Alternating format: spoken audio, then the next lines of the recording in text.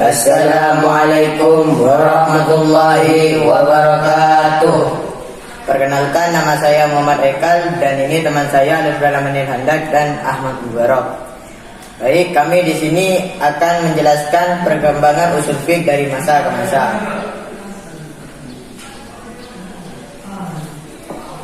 Usul fiqh adalah ilmu untuk berijtihad dalam beberapa masalah yang hadir silih berganti pada setiap zaman.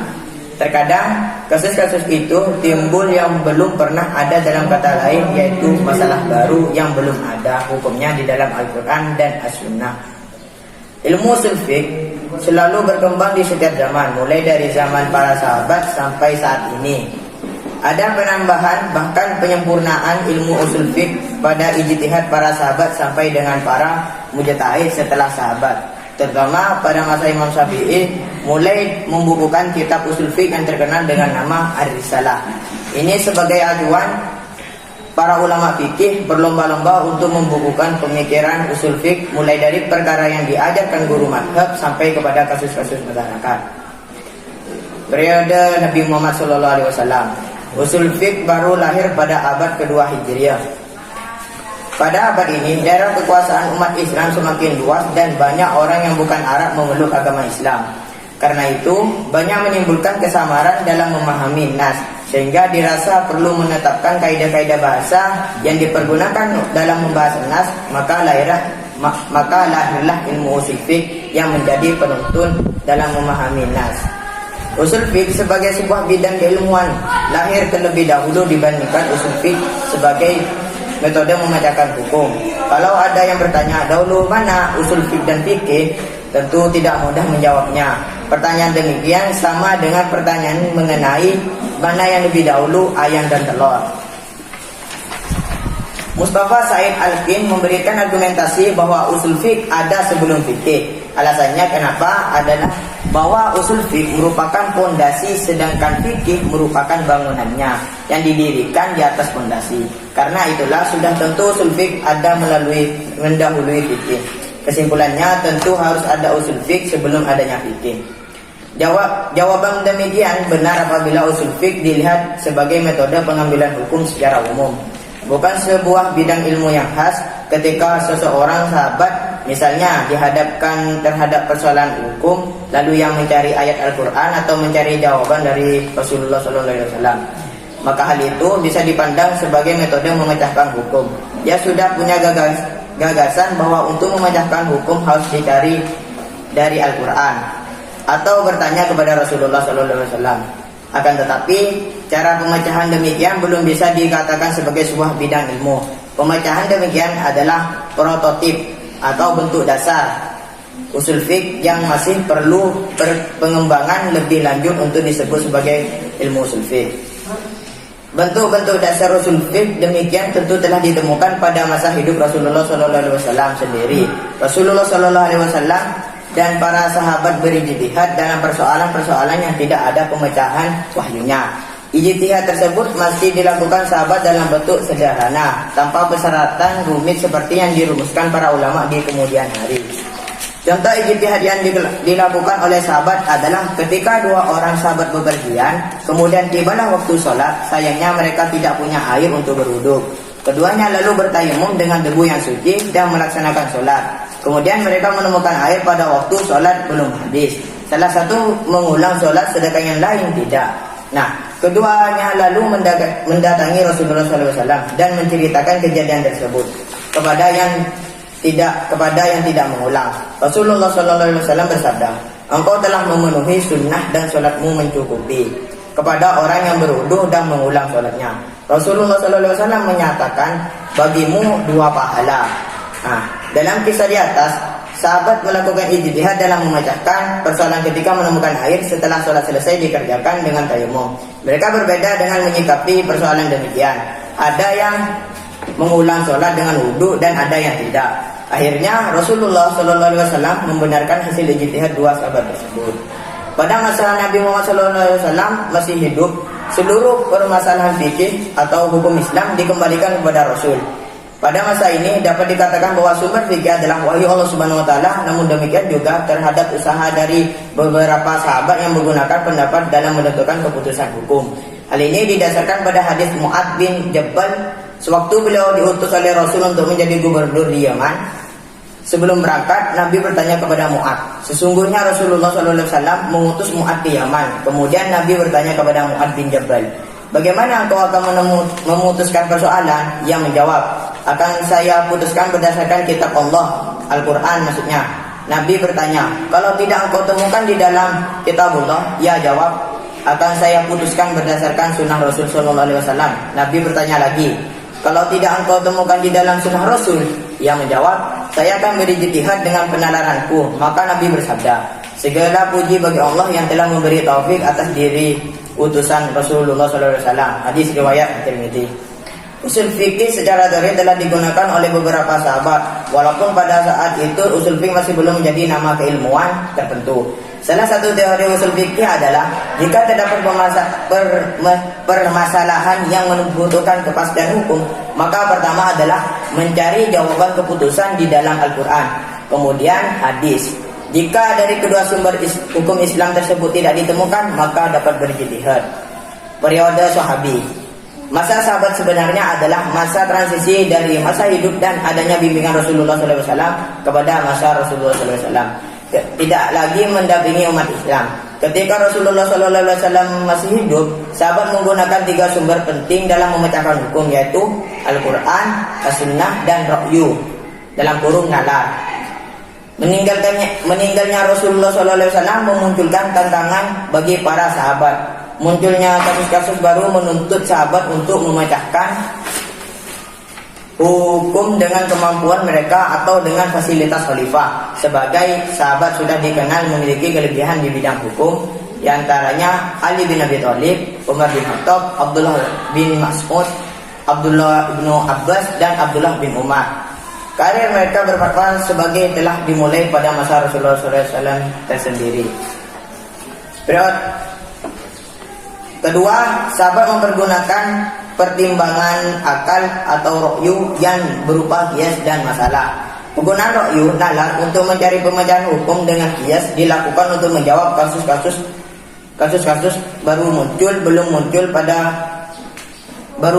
muncul pada masa Rasulullah SAW. Qiyas dilakukan dengan mencari kasus-kasus baru untuk pemecahan hukum yang sama. Sahabat juga memiliki pandangan berbeda dalam memahami apa yang dimaksud oleh Al-Quran dan Sunnah. Contoh perbedaan pendapat tersebut antara lain dalam kasus pemahaman ayat iddah dalam surah Al-Baqarah ayat 228. Perempuan-perempuan yang ditalak hendaknya menunggu selama 3 quru. Kata quru dalam ayat di atas memiliki pengertian ganda, polisemi, yaitu suci dan haid. Abu Bakar, Umar bin Khattab, Ali, dan Utsman mengartikan quru dalam ayat di atas dengan pengertian haid, sedangkan Aisyah, Zaid bin Sabit, dan Ibnu Umar mengartikannya dengan suci. Itu berarti ada perbedaan mengenai persoalan lafal mustarad atau polisemi. Secara umum, sebagaimana pada masa Rasulullah SAW, usul fiqh pada era sahabat masih belum menjadi bahan kajian ilmiah. Sahabat memang sering berbeda pandangan dan berargumentasi untuk mengkaji persoalan hukum. Akan tetapi, dialog semacam itu belum mengarah kepada pembentukan sebuah bidang kajian khusus tentang metodologi. Penukaran pikiran yang dilakukan sahabat lebih bersifat praktis untuk menjawab permasalahan. Pembahasan hukum yang dilakukan sahabat masih terbatas kepada pemberian fatwa atas pertanyaan atau permasalahan yang muncul, belum sampai kepada perluasan kajian hukum Islam kepada masalah metodologi. Periode mutaqaddimin atau tabi'in dan tabi'in. Tabi'in adalah generasi setelah sahabat. Mereka bertemu dengan sahabat dan belajar kepada sahabat. Pada masa tabi'in, metode istinbat menjadi semakin jelas dan meluas disebabkan bertambah luasnya daerah Islam, sehingga banyak mempermasalahkan baru yang muncul.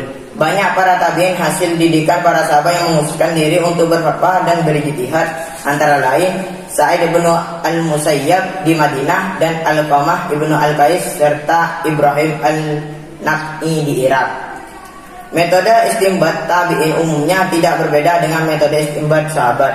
Hanya saja pada masa tabi'in ini mulai muncul dua fenomena penting. Yang pertama adalah pemalsuan hadis, dan yang kedua perdebatan mengenai penggunaan ra'yu yang memunculkan kelompok Irak dan kelompok Madinah.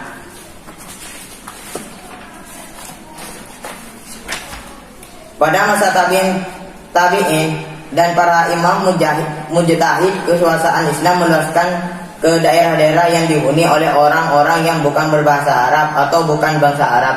Kondisi budayanya cukup berbeda. Banyak di antara ulama yang bertebaran ke daerah-daerah tersebut dan tidak sedikit pula penduduk daerah tersebut yang masuk Islam. Semakin kompleksnya persoalan hukum yang ketetapannya tidak dijumpai di dalam Al-Quran dan hadis. Karena itu ulama-ulama yang tinggal di daerah tersebut melakukan ijtihad, mencari ketetapan hukumnya berdasarkan penalaran mereka terhadap ayat-ayat Al-Quran dan hadis Nabi. Baik, saya akan presentasi selanjutnya akan dilanjutkan oleh saudara Lutfi Lamin. Bismillahirrahmanirrahim.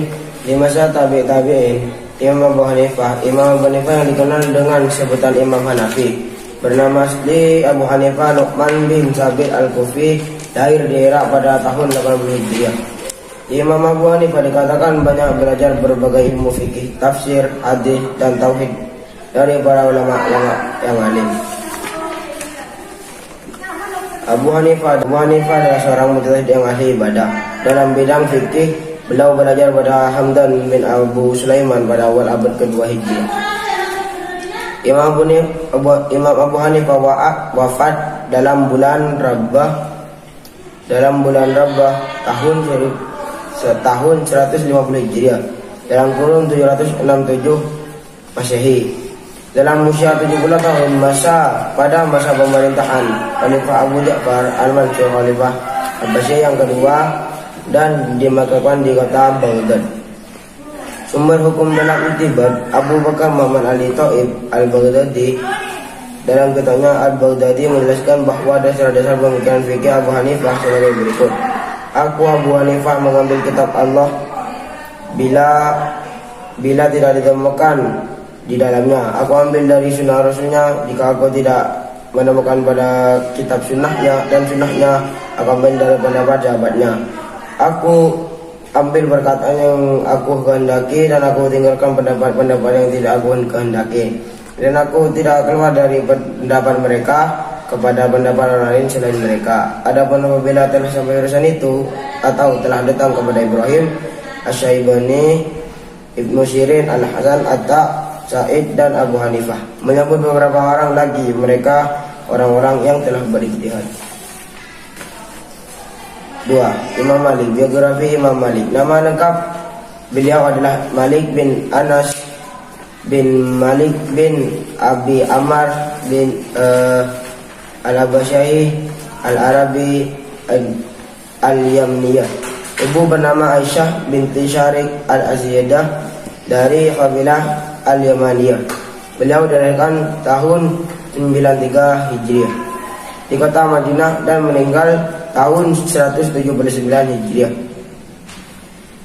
Dalam usia 80 tahun, kakeknya bernama Malik yang datang ke Madinah setelah Rasulullah wafat. Sedang kakeknya termasuk golongan tabi'in yang banyak meriwayatkan al-hadis dari Umar bin Khattab, Utsman bin Affan, dan Talha, sehingga wajar jika beliau tumbuh sebagai sosok ulama terkemuka dalam bidang ilmu hadis dan fikih. Sumber hukum dalam itibat, sistematika sumber hukum atau inbat Imam Malik pada dasarnya ia tidak menulis secara sistematis, akan tetapi pada muridnya atau mazhabnya menyusun sistematika Imam Malik sebagai Qadiyah dan kitabnya Al-Mudarrah sebagai berikut. Sesungguhnya manjat imam dari al-hijrah, pertama ia mengambil kitabullah. Jika tidak menemukan dalam kitabullah, ia mengambil as-sunnah. 3. Imam Syafi'i. Biografi Imam Syafi'i. Al-Imam Syafi'i lahir pada masa pemerintahan Abbasiyah, tepatnya pada tahun 150 Hijriah di Gaza, Palestina, dengan nama kecil Muhammad. Sumber hukum dalam istinbat wala pikir Imam Syafi'i secara garis besar dalam ada kitab Al-Aum yang menguraikan sebagai berikut. Ilmu itu bertingkah secara berurutan. Pertama-tama ada Al-Quran dan As-Sunnah apabila telah tetap, kemudian kedua ijma.